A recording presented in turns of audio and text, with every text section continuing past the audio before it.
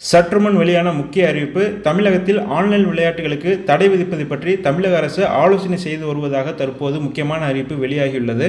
அது என்ன அறிவிப்பு போன்ற முழு விவரங்களையும் இந்த வீடியோவில் நம்ம இன்னைக்கு தெரிஞ்சுக்கலாம் வாங்க.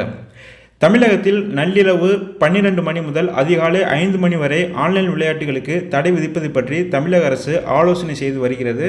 சமீப காலமாகவே தமிழகம் உட்பட இந்தியாவில் உள்ள பல்வேறு மாநிலங்களில் ஆன்லைன் சூதாட்டத்தில் பணத்தை இழந்து மன உளைச்சலில் தற்கொலை செய்து கொள்ளும் நபர்களின் எண்ணிக்கை அதிகரித்து கொண்டே வருகிறது. இதனால் தமிழகத்தில் மட்டும் 30க்கும் அதிகமானோர் ஆன்லைன் சூதாட்டத்தால் தற்கொலை செய்து கொண்டதாக கூறப்படுகிறது.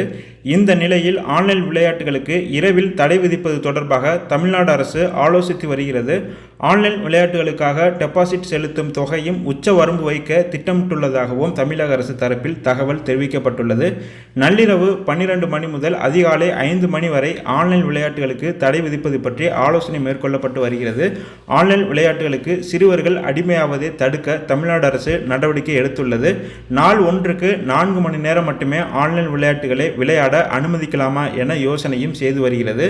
மேலும் முக்கியமாக ஆன்லைன் விளையாட்டு விளையாட ஆதார் உள்ளிட்ட ஆவணங்களை கட்டாயமாக்குவது குறித்து ஆலோசனை நடைபெற்று வருவதாக தகவல்கள் தற்போது வெளியாகியுள்ளது.